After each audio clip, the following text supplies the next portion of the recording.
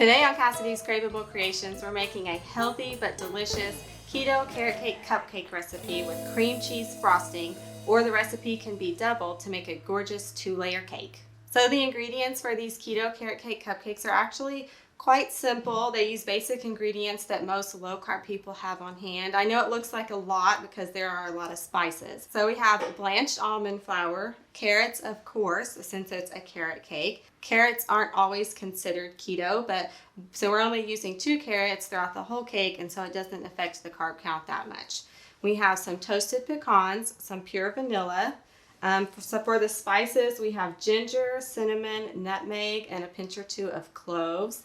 Baking soda and baking powder so they rise really beautifully. Some sea salt, some brown keto sweetener, 3 eggs, and avocado oil. So let's get started. So we're going to start by grating the carrots, and I like to use the grater attachment on my food processor, but if you don't have a food processor, you can just use a cheese grater. Okay, I like to push them down right here and get them grated. So we used about 2 medium-sized carrots, and that's usually perfect because we want about 1 cup of shredded carrots. And please don't use the pre-packaged shredded carrots because they're dry and it'll make the whole cake dry. By using freshly grated carrots, it adds needed moisture to the carrot cake. Gotta be fresh. Gotta have fresh. That's what makes carrot. You can't have carrot cake with packaged carrots.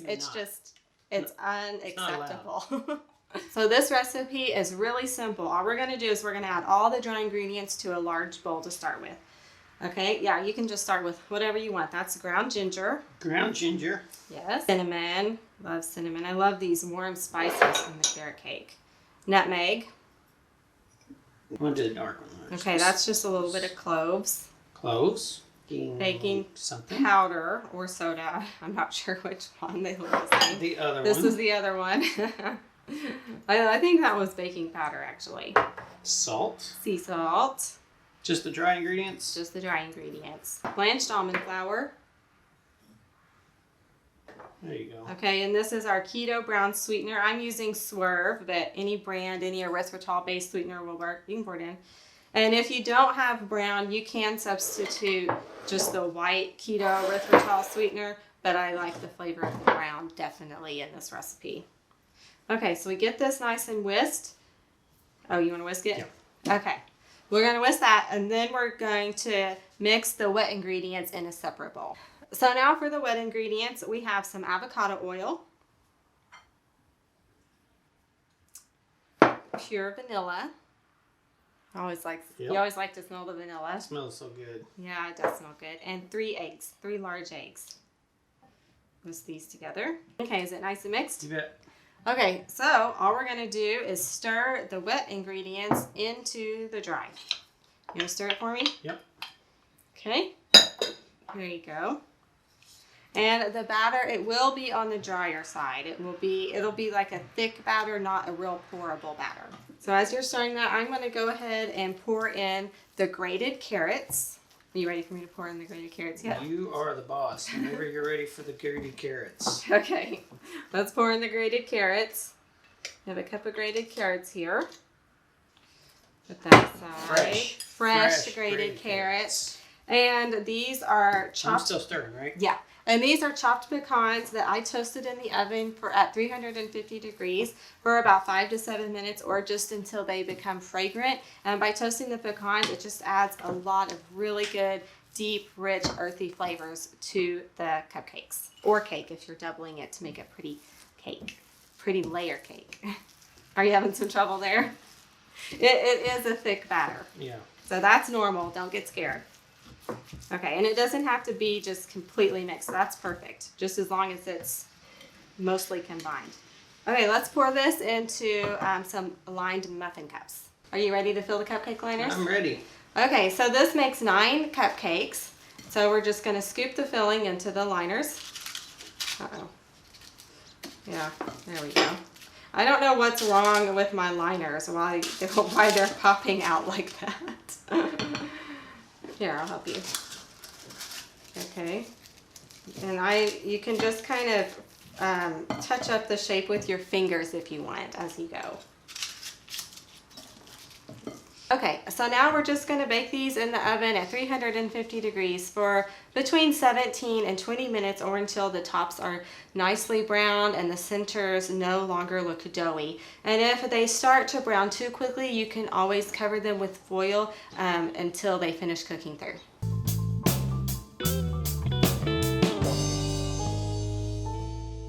Are you ready to make frosting? Let's make the frosting.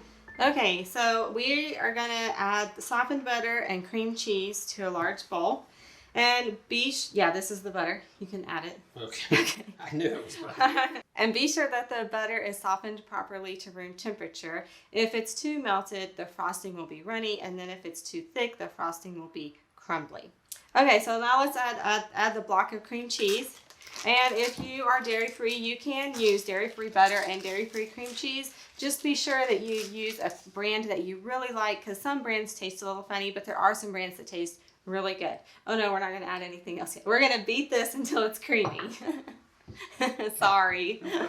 Do you want to do it, or do you want me to do it? I want to do it. Okay, just kind of start off low and then just beat it until it's really kind of fluffy and mixed together nice.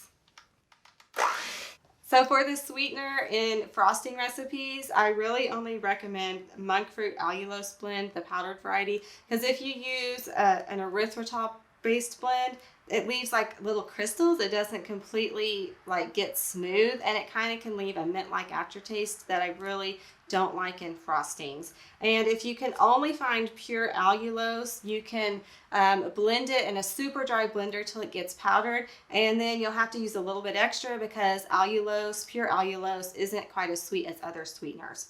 Okay, so we're going to go ahead and add 1 cup of this powdered monk fruit allulose blend and vanilla. You can go ahead and add the vanilla. Which one? the powdered sugar. And then the pure vanilla. I know you've been dying to add. Okay, and then just a tiny pinch of sea salt if you want. It's optional, but I find it really helps balance out the sweetness. Okay, you're going to blend this up. And frostings are a little bit finicky. If it ends up being too thin, you can add just a little bit more powdered sugar, and if it's too thick, you can add some non-dairy milk. Okay, let's blend it up.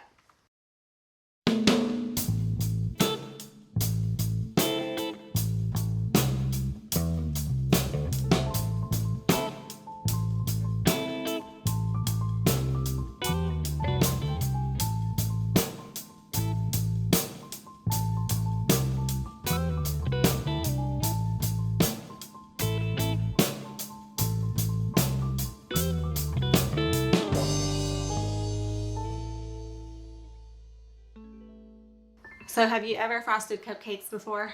No. No. Okay, I'm going to show you how to do it. It's real easy. You want to hand me that stuff over there? You're probably wondering why we have a glass and a Ziploc bag. Okay, so what I do is I don't have a fancy piping bag or anything. I just snip the end off the corner of a large Ziploc baggie, and I put my piping tip in here. It's too small. I have to cut it a little bit bigger. You don't want to cut it too big though, because then the whole piping tip will just come through and it doesn't work. Okay, that's good. Okay, so now I put it straight down in the glass like this, and I fold this over, and it makes it easy to put the frosting in. Okay, so now we just put the frosting in. That's awesome. Push it down in there. Why, thank you. How come I've never seen you do this before? You're never in there when I cook. It's true. Okay, let's see. I probably should have got a little bit wider cup. That is really cool. Why, thank you. Okay, so now it should be nice and straight up and down. Well, it should be. Let's get it. Okay, we want the piping tip to be straight up and down when we pipe. Okay, so I'm going to show you how to do piping on these rustic cupcakes that we made here. You ready? Okay, so you make sure that the piping tip is straight up and down, and you start in the middle, and you just put even pressure on it, and you go all the way around like this. Awesome. Go all the way around, and then you just kind of stop on the outside. And it kind of almost looks like a rose. Here, I'll do one more, and then I will let you go. I'll let you try it. Okay, start in the middle, and then we just make like a little circle. And it just kind of, and then kind of just end it on the side. You want to try? Beautiful. And then you can even keep going and make them tall, but you know, it's just whatever you prefer. You want to try one? Mm-hmm. Okay. Start in the middle and just kind of work your way out. You're doing good. Is that shocking to you? No, you're doing really good. That's like a perfect rose right there. Yeah. Oh my. Good job. Look at that. Nice. Nice. Okay, so let's cross the rest of these and then we'll try them. And then we also made this cake so you could see what the cake version looked like. So all we did was we baked them at 350 degrees for about 20 or 25 minutes. And just be sure that you line your baking pans with parchment paper, otherwise they'll stick. And I don't recommend using a cake pan larger than 8 inches because there just really isn't enough of batter for a larger cake pan. Okay, so you want to take a bite of the cake or a cupcake? I want that one that you keep making fun of. Okay, have the one you made fun of. Or have your... Okay, have that one. I want to have this pretty one that I did. Is this what we're having for dinner? No. It's dessert. Mmm. Mmm. No way you're tasting as good as this one. They're really good. Oh my goodness. They have really good texture too. Mm-hmm. Oh. Really good flavor. And the cream cheese frosting is really delicious. You'd never know that it was low carb. Fresh carrots. Mm-hmm. Fresh And the nuts carrots. Oh man, she's making fun of my muffin. But if you like this video, then please hit the thumbs up button.